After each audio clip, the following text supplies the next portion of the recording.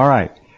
It is hard to believe, but 9 years have passed since the Fukushima Daiichi triple meltdown and nuclear calamity occurred in Japan. Those 9 years have not brought us any relief, any diminution, any lessening of the radiation that is coming over to North America and on to Europe and around the entire Northern Hemisphere. In fact, it probably has increased, not only in volume, but recently TEPCO said that they were going to dump all of those evil, stupid fuel tanks into the Pacific Ocean, which they're going to do. They first had a plan of boiling it all off and sending it up into the atmosphere. How smart is that? It's beyond astounding to consider the stupidity of the Japanese government, the evil intent with how they have managed the situation, which is essentially, I should cut them a little slack, it is essentially unmanageable. There's nothing that can be done to resolve the issue at Fukushima Daiichi. We began covering this on 3/11, and we covered it every week for years. And with me on this program for years was one of the world's truly great environmentalists, researchers, writers, just an extraordinary human being, Yoichi Shimatsu. Among other things, he was the editor of the Japan Times Weekend Edition. He has been a friend of mine, off air, on air, and yours as well for all these years. We want to mention also Dana Durnford, who paid a terrible personal price for coming forward with the truth in Canada. We wish Dana was with us tonight, but he has shifted gears and is concentrating on the virus now to basically stay away from the gun sights of the Canadian government. And we wish Dana the best and thank him for his remarkably brave contributions to not only this program, but to the world. But standing by right now, and we're going to go through some of this, is Yoshi, who is here in the States right now. And I think he would be, if anybody on the planet, the one to go to talk about the increase and continually increasing radioactive nuclide elements that are in our soil, our plants, our trees, our water, our atmosphere, and they are only increasing every day, 24 hours a day. No reduction. And it's going to continue this way for a long, long time. The half-lives of some of the radioactive nuclides are in the 50,000-year range. There is a cemetery east of the Tri-Cities in Washington State, Richland, Pasco, and Kennewick, near the Hanford nuclear, they call it a reservation. It's a death pit. There's a cemetery east of that, and it is, I am told, reserved for little babies who are born with no brain in their cerebral cranium. Nothing. That's one tiny aspect of the terrible damage that Fukushima has done and continues to do. Yoshi, thanks for being here tonight. 9 years ago, and you started, I think, 2 weeks after this catastrophe on this program, something like that. We followed the whole damn thing all the way. Yeah, I recall how we got going. We did our best to cover it, and then when I took trips to Japan, I ran a phone just to talk to your show, but we were always intercepted. I don't know how many times. We had shows scheduled, and the call would not go. There was total government control. They were sabotaging my equipment. They were, harassing people. So many people were silenced. There's still like more than 2,000 people missing. There was a lot. There was sort of a dirty war going on behalf of the nuclear industry there, and many of the people I knew there, they were dead within about 3 to 4 years. I go back to their houses after spending a couple days with them, on a couple years in a row. Then the house, I go up there, there's nobody there. I knock on the window, on the door, on the side. It looks desolate. Ask the neighbors what happened. They say they don't know. It's something more than just an industrial accident. There was a lot of intrigue, government intrigue, a lot of foul play. And right now you said, well, you think they're going to dump. Well, they announced, I think, last year that they're going to dump well ahead of the Olympics. So the Olympics are scheduled for, late July, August? So like I assume they have already started emptying the wastewater tanks in the ocean. So excuse me, but you and I both know, and we've mentioned this, they've been sneakily dumping that stuff for years. Oh, absolutely, absolutely. But this one will be a massive dump to clear out all the tanks, and so we would expect some really devastating impacts in, let's say, Hawaii, Seattle area, Puget Sound, the Canadian coast, all the way down as the California current goes down, to Southern California, and as the current, passes closer to Central America there too. Whatever's left that's still alive, and we know the fish populations, the tide pool populations, the bird populations, the insect have been just wiped along the coast.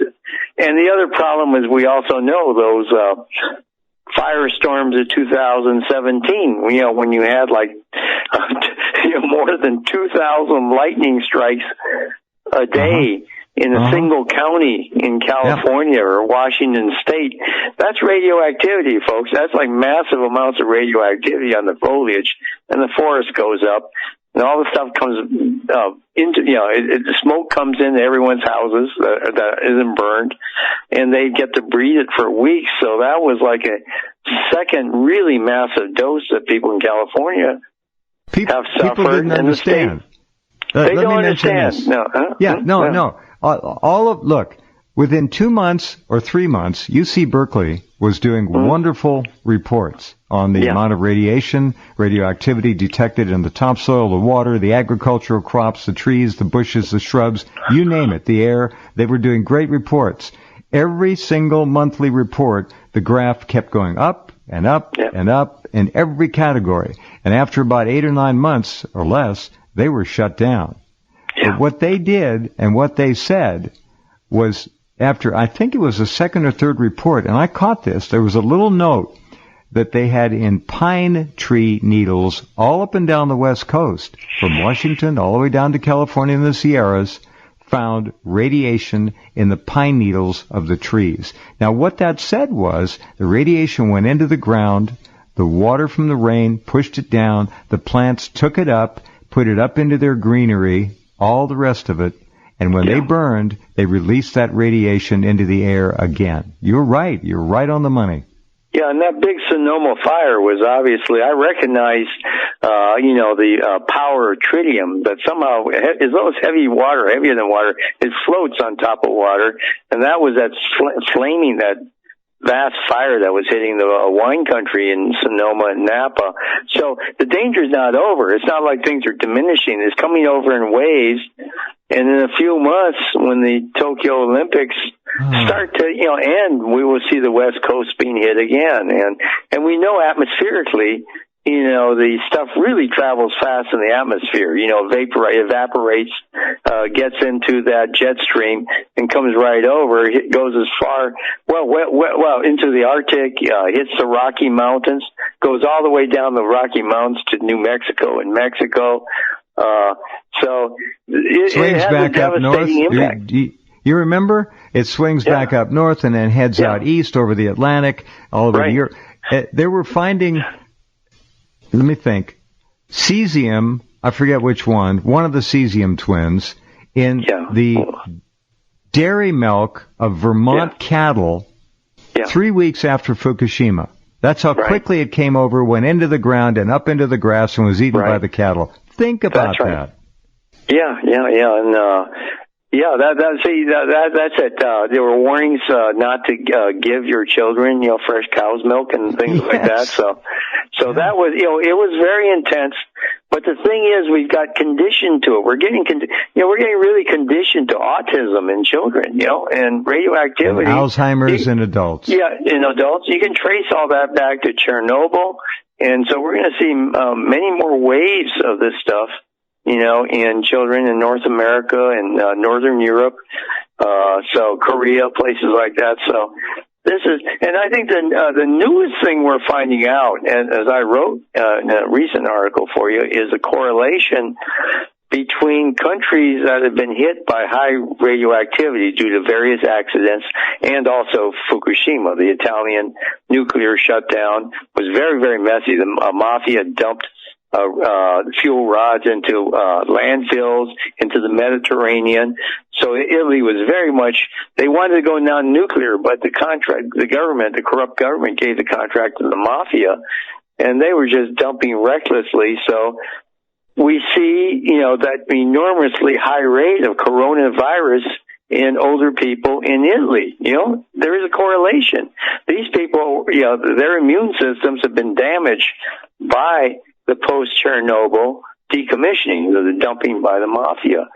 We see high rates in Japan, Fukushima, high rates, of course, in Wuhan. That's, China's crisscrossed by not only the Chinese and Soviet nuclear tests, the jet stream brings all of that radioactivity across, but there was a massive radioactive event. I was there on Chinese TV, and I had a two-man team from my environmental committee working in Sichuan. They saw the first collapsed mountain, and then I flew over the Beichuan Valley with a little James Bond type made in Russia watch that took dosimeter reading and found 4 hotspots, 4 mountains that collapsed. These were nuclear bomb warhead facilities built on the French model. If you recall that in the 1960s and 70s, Charles de Gaulle wanted to create a third force. So what he did, he built, there was the Soviet Union, there was the United States. He wanted to have France and China allied to make a three-way thing. So the superpowers would not try to start a nuclear war. So these underground reactor cities were built in this one valley in Sichuan, and the earthquake basically destabilized that. And so that hit the Beijing Olympics, so the Olympics have already been radioactive. Much of the Chinese leadership from that time, you don't see much of them because they've been terribly irradiated. And so, and then after the Olympics, I did some measurements. Some of the Chinese kids asked me, what do you do with that, detector you have? I said, do you mind showing us? I just turned it on, put it on the ground. They said, what's the safe level? I said, no, it's 0.11. And they said, oh my God, it's 0.18, And I said, well, that's not too high really nowadays. But yeah, you did get hit. After, during right before the 2008 Olympics, it came over, and I did consult with the science and tech minister. I had a friend who worked there who asked me, hey, what can we do about it? I said, well, during one of my environmental conferences, I was in the Altai Mountains, where Stalin had, occupied a lot of Chinese land in the Uyghur area and Altai Mountains in Xinjiang. And he had done uranium mining for the Soviet bomb, okay? But he was reckless. He just left the trash. So I worked with a Kazakh environmental science who was using plants, phytoremediation, to prevent contamination of rivers, because all these kids were dying in Kazakhstan. Thousands of children, were malformed and all that. So Dr. Sarzanbayev, he was planting all these trees. So we worked together for a few days, and we visited a mine there in the Altai Mountains in Bergen, a town called Bergen, where they were digging out boron and also some other minerals, which I couldn't catch because I didn't know that, it's very technical in Chinese, a mixture of minerals with which they were covering up all the former Soviet nuclear sites. So I told this guy at the science ministry, get that stuff from Xinjiang that they're using in Bergen, at those mines, and dump it on those mountains. And they did. I think they did, because the levels then went down very unnaturally, right? And suddenly there was a drop. So the Beijing Olympics was essentially saved. Otherwise, we have a situation like the Tokyo Olympics. If they happen, they're talking about delaying it now for a year, but still, it's going to be bad in a year. It's not going to be good for the next, 50, 100 years. So it's very, very bad what radioactivity can do to young adults, because it means for the rest of their life, their immune system is going to be down, and it's going to shorten their life. And anything like a coronavirus, which is killing all these people who are older, is not because they're old. It's because their immune systems have been shot. And you look at every country which has high rates, okay? The UK, Germany. Germany had those East German reactors, Chernobyl, right? And overflows from Russia. All of those countries are having high coronavirus death rates among people who are older because their immune systems were shot a long time ago. So this is a real long-term problem. Don't think it goes away. When you grow up and you're about to retire and you end up in a terminal ward of a hospital, that's no fun. You worked all your life and you don't get to enjoy, a cruise ship because you're going to get coronavirus on this cruise ship, but you're also going to die because you don't have an immune system left thanks to Fukushima. How many Japan high school students have died of heart attacks? How many times have we seen stories about that? They're all hushed up now. The sudden death, that's a sudden death where nothing's really detected, and they just drop in the schoolyard going home. And then that Rikako Iki, a champion teenage swimmer, she came down with leukemia, very, very harsh case of leukemia, had to drop out of the Olympic team. So it's really criminal how Shinzo Abe is wanting to push this Olympic when his young athletes are in trouble. And, I don't know what the death toll is because the Japan Sports Federation isn't telling us how many coaches are dying and all that. And I'm sure coronavirus is going to take its toll because these people, they're out exercising right now. They're outdoors doing calisthenics and all that. They're really exposing themselves. So I hope they're not crazy enough. I think the International Olympics Committee wants to delay this. They just realize this is, the publicity if, people in the grandstand start keeling over and things like that. The repercussions. Let me suggest this. Not only are you right about that, but fold in the coronavirus, which I'm going to send you a video. It's going up in the headline, so I'm going to send this to you, and I'm going to urge you to watch it. It's an hour long.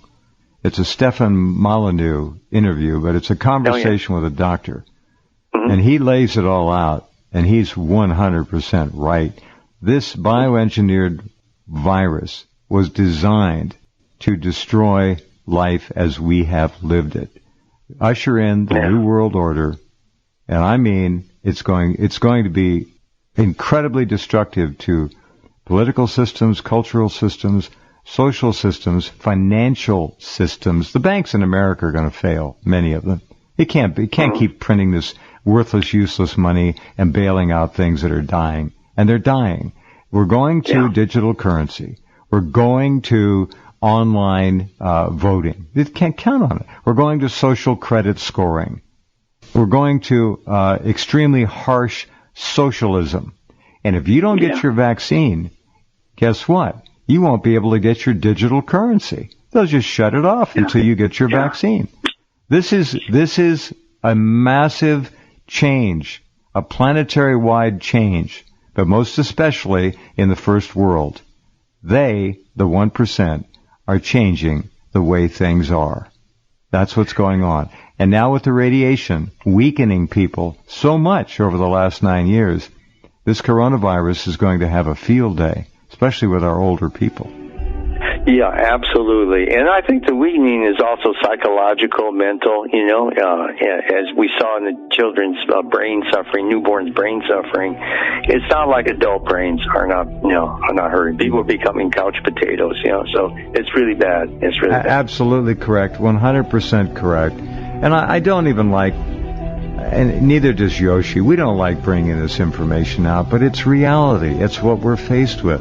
And if you know what's coming, you'll have a chance to prepare. And going out and buying 3 or 4 weeks worth of food is just not going to do it. All right? You got to think about these things. Back in a minute. Hold on. right, welcome back. Talking with Yoshi about 9 years of being pummeled with radiation that is never talked about in the news, the so-called news, I should say the mass social programming engine that the 6 corporations that own it all use against us 24/7. That's what it is. It's social programming. And there'll be social credit. You watch, social credit's coming. You don't get your vaccine, you don't get your money. It's the way it's going to be brutal socialism. That's what's going to be used as the tool to implement all this. So just watch and prepare. And if you've got any way of buying more than a month's worth of food, please do it. All right, Yoshi, go ahead. Well, just as we're talking in a couple hours, the Olympic torch is going to arrive from, Greece, Athens, to Tokyo. A devastated Tokyo where everyone's wearing a mask. Everyone's living in fear, this nonstop fear. They've had this, we had the Tokyo subway gas and Kobe quake, the subway gassing, fear of another giant of a quake in Tokyo.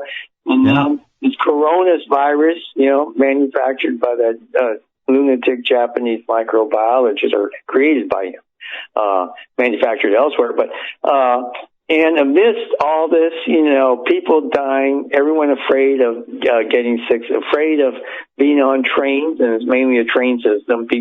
Everyone tried to drive to Tokyo, it would take you a week to get in there. And so this Olympic torch arriving when, more and more people, all the events are being canceled and all that. And the government is saying, we are definitely going to do this Olympics. It's, you can understand, the end of World War. Huh? Well, yeah, you can understand, the battleship Yamato, the Japanese fleet being destroyed at the Battle of the Gulf of Leyte, people being flame thrown to death, this sort of stubborn refusal to recognize reality. This is a really terrible Japanese characteristic, and that really defines what happened in Fukushima. Remember I took so many herbals down there, I cured people, and I told them, you really have to leave here, whatever you do. Yep. They said, no, this is our home. We have to leave. And now you really have to stop growing things in your garden. You really have to stop fishing because all these burns on your skin and this bad pain in your gut is all coming from it. But we have nothing else. This is what we do. It's a stubborn refusal to come to grips with a changing reality by brutal forces that are out of our control, but we have to do something, right? And this is my point. Maybe you can't stop them. Maybe the bulldozer's too, hard to stop, and you end up like that Irish girl got run over in Israel. But you've got to do something. You've got to do something to resist what is happening, to get around it, and to keep up struggling for humanity, for yourself, for your family, for your friends. You've got to keep going. And I think that was a lesson from Fukushima. And I did send you some articles that showed, people protesting in Tokyo. There are still people who are going to protest, who are fighting the Olympics, who link it to Fukushima.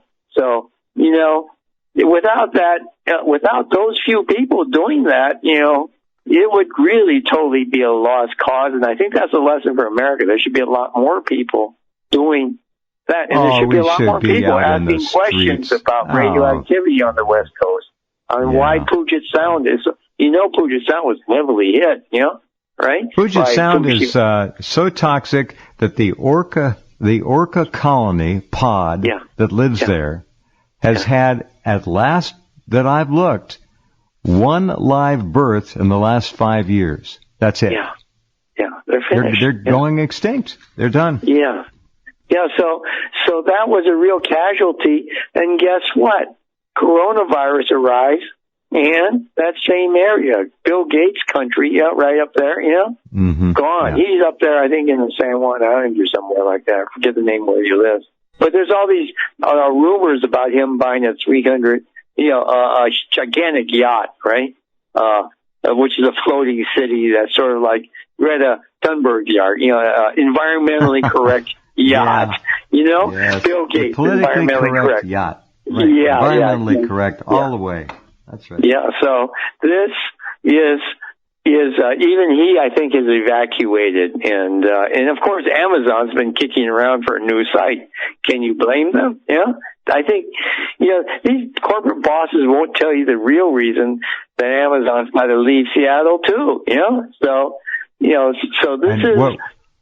Yeah, they were going to go in New York for their new headquarters, until and AOC killed them off there. Killed that. Yeah. Maybe she did. Maybe she did a favor by pinning Jeff Bezos down in Seattle. Maybe he'll be stuck there, unlike Bill Gates, who had the sense to leave.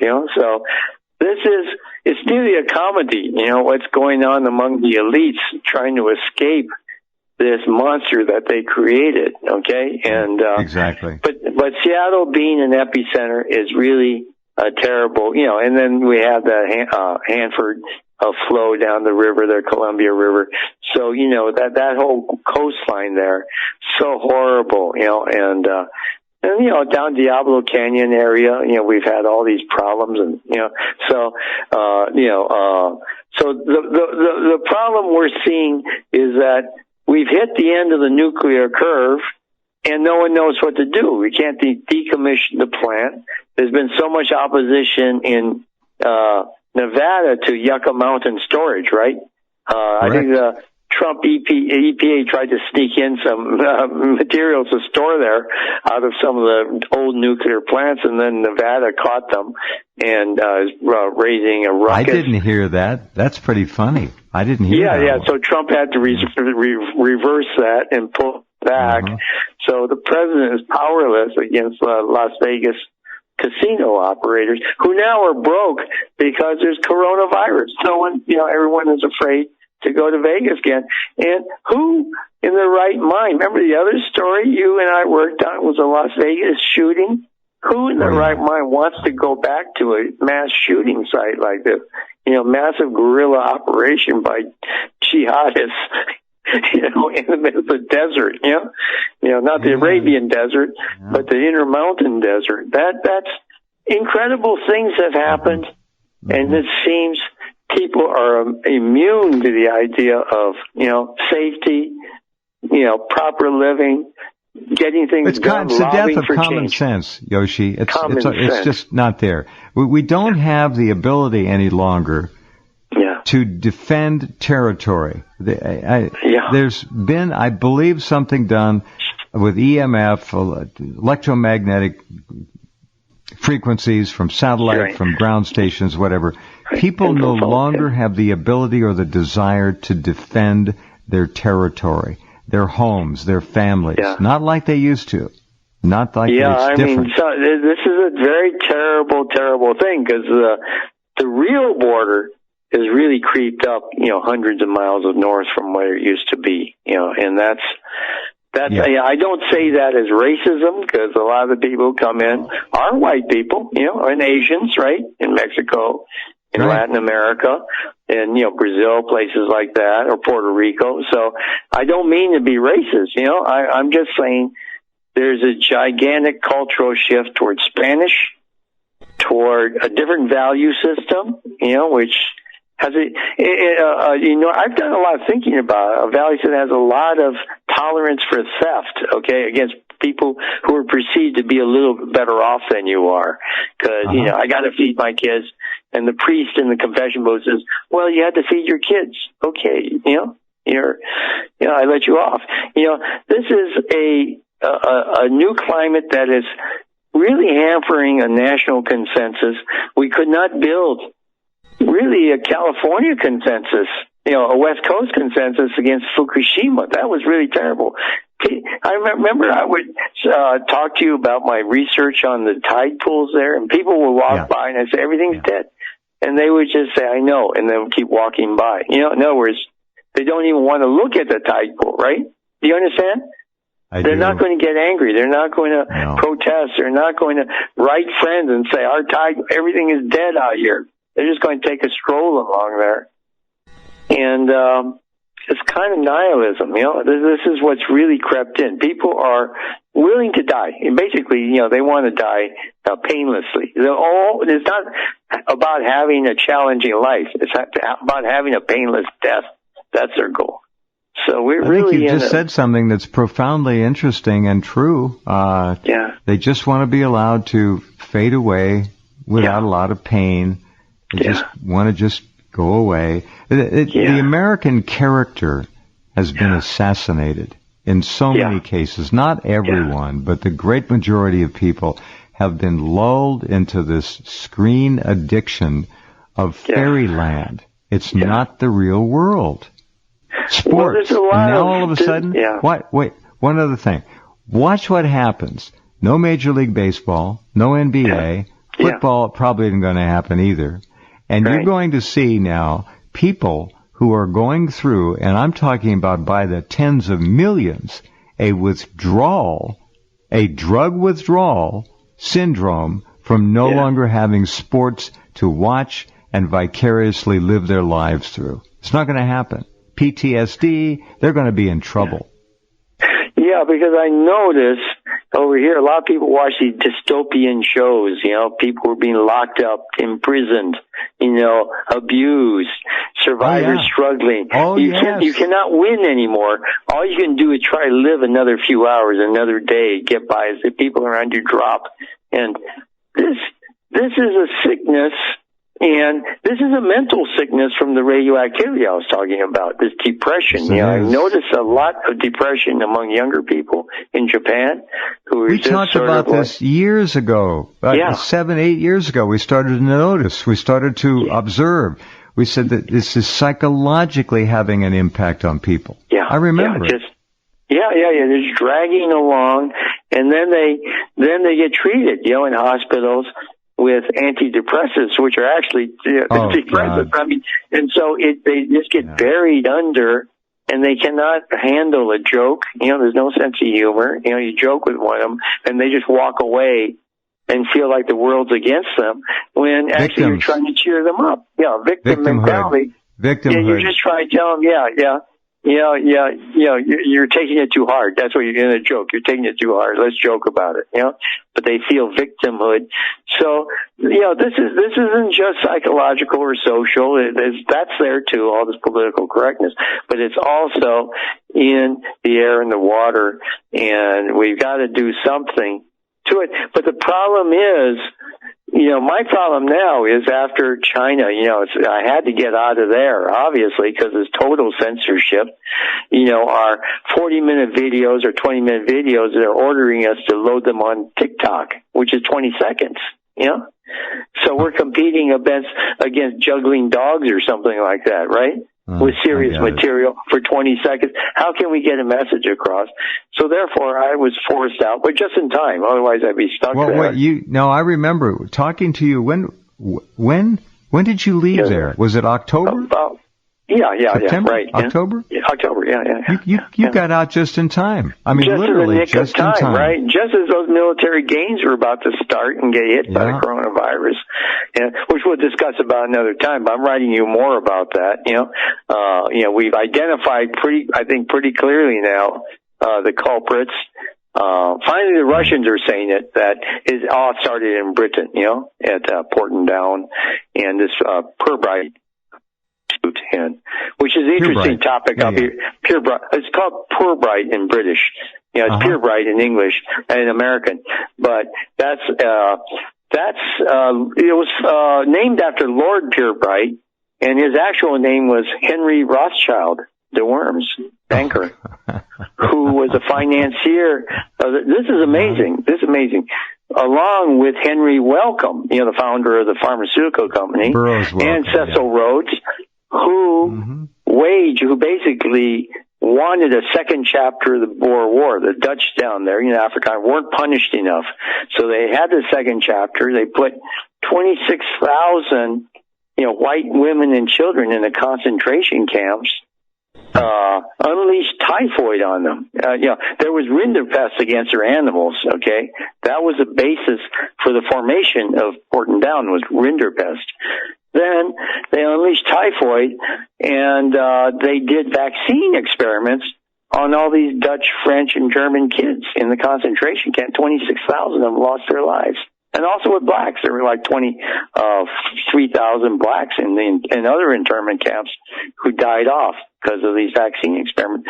So we're finding out from this current, only from this current outbreak, we're finding out, oh my gosh, the history goes back to the atrocities, the human rights violations of the Second World War by these people we know are bad people. They've done so many horrible things around the world, exploiters, So this is the challenge. We're getting hit from east and west. We're getting hit from every side. This is the problem. I don't know. I just don't know what the masses are going to do. They don't have their screens anymore. There's big sports screens going. Yeah. And we're talking 100 million Americans minimum who are addicted to that. And now it's taken away from them. And this is not going to blow over soon. This could last for 16, 18 months. We don't know. There'll be a second wave coming in this fall. All these pandemics have waves. It's not just a one-off deal. It's a good point you raised because I'm half Japanese American and half Japanese, and my father was more American than I was. He went to fight in Europe with American uniforms and really fight some really ghastly. 442nd. He was a really tough guy and lasted the whole war. One of the longest serving American soldier in the Army. But I'm a little different because I was born in Japan. But you ask, you wonder what's going to happen. I'll tell you what's going to happen. Something like the concentration camps, the relocation centers for the Japanese. First, they're going to put the sick people away. Then, they'll send their families in there. Then they'll put the politically sick away. They're going to retrain them. Re-education camps. Watch. Yeah, and then there'll be really concentration camps where harvesting camps. Like that hotel in Fujian province that collapsed. Oh, yes. Remember that? The week before they reported there were 2 cases in Fujian, 2 infections. Then the building collapsed, and then 70 people died or something like that, 7-story new building.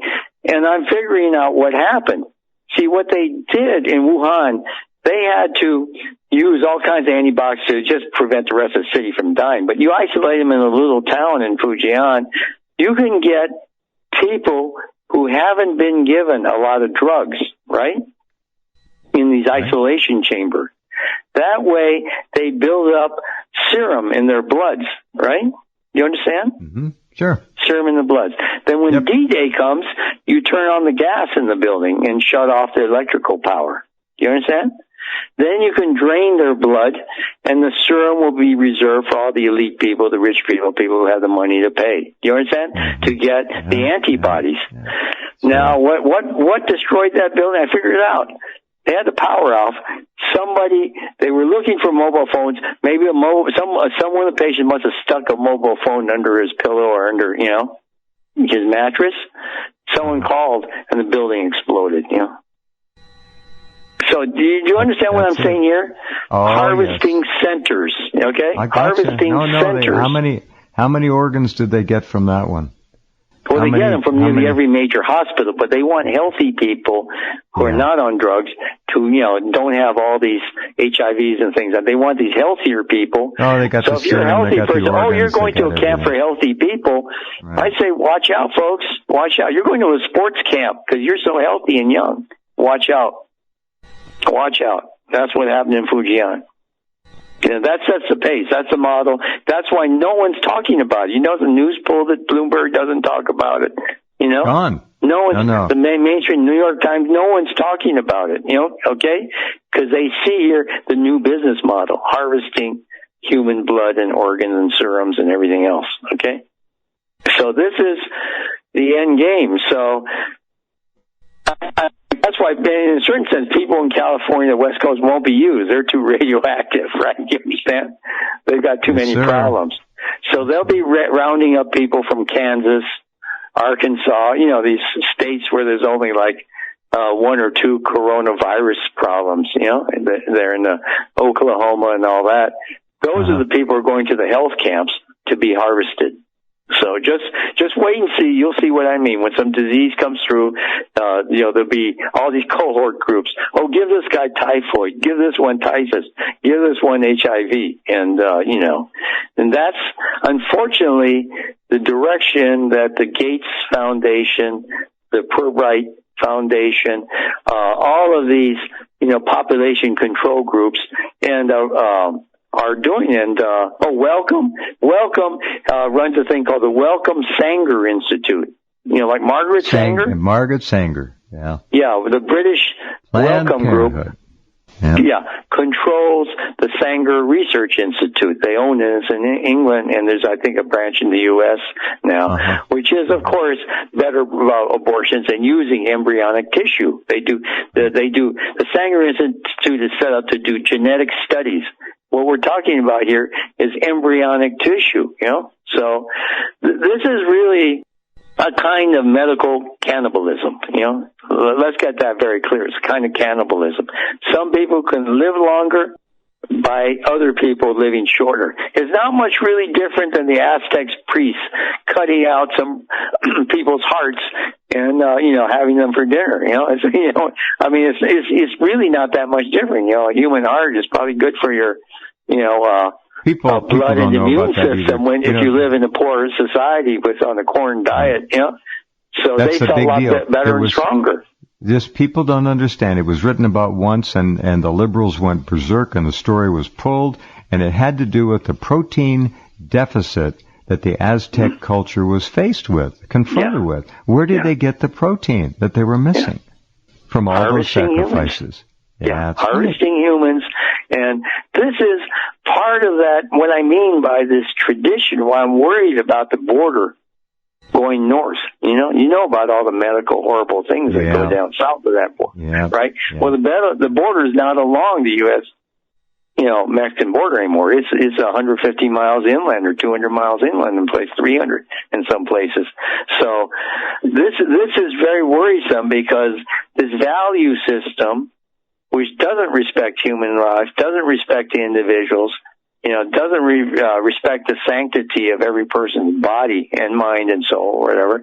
No. That kind of value system is, unfortunately, of aggression. It's basically of aggression. That we, people who are defenseless should be consumed and, it should be used. They look upon us as we are cattle in a feedlot. Exactly. And we know other groups that look at that, the same way, right? So this is very, very problematic of why community must not break down. I mean, maybe there was a lot of overreaction. Maybe there was a lot of racism too. But a community has to live by its values.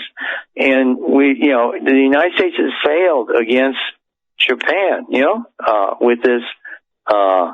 with this nuclear disaster at Fukushima. That was Obama. He basically failed at everything. He gave it away to ISIS and everything else. It was a fire sale. American assets were on fire sale under Obama. But unfortunately, the current administration sort of picked, Trump as a candidate picked up on that idea, but has dropped the ball. We're all talking about, we have a shortage of supply. Why do we have a shortage of supply? Because nobody invested in basic industry in the last 3.5 years as promised, So this is the problem of the value system 3.5 people years, talk about. How many industries have been brought back to America? Nothing. I can't name one. No, I went to Vietnam, and guess where there's a big coronavirus outbreak now? Vietnam, right? So, we don't even make masks for our doctors and health staff. How hard is that? Come on, how hard is that? You can have machines and a lot of robots and all that to it. Nothing has been done. And this is why this next election must be conditional. We want things done before the election gets started, and we want to see it all the way through. The next 4 years. This is, it's time to reindustrialize America, get the border straightened out, and get value systems back into the school agenda, back into communities and all that, in towns and so on. We need to reassert all that because this age of cannibalism is coming. It's here. It's not coming. It's here already. I couldn't agree more. Thank you, my friend. That you just laid it out. Couldn't be any better. Yeah, we'll forget see the about this Olympics, Tokyo. people. We'll see about this Olympics. We'll keep track of it, even if it's delayed, because we're not going to give Olympics. up. Oh my, yeah, face mask. That's great. Yeah, running the marathon with a gas mask on your face. Try that. Yeah, ridiculous. Come on, these people are just. This shows how crazy they are, how greedy they are, how ruthless they are. And people should not tolerate any kind of governance or social authority that basically they're a bunch of cannibals. I refuse that. We're not on the planet of the apes. We will defend democracy. Cannibals. Huh? Ruthless cannibals. Ruthless cannibals. Yes. That's exactly right. All right, Yoshi. Talk to you soon. Okay, Great job. thanks a lot for the call. Bye-bye. You bet. Yoichi Shimatsu, one of the truly great people I've ever known. Okay, we'll be right back with hour number 2. Lots ahead.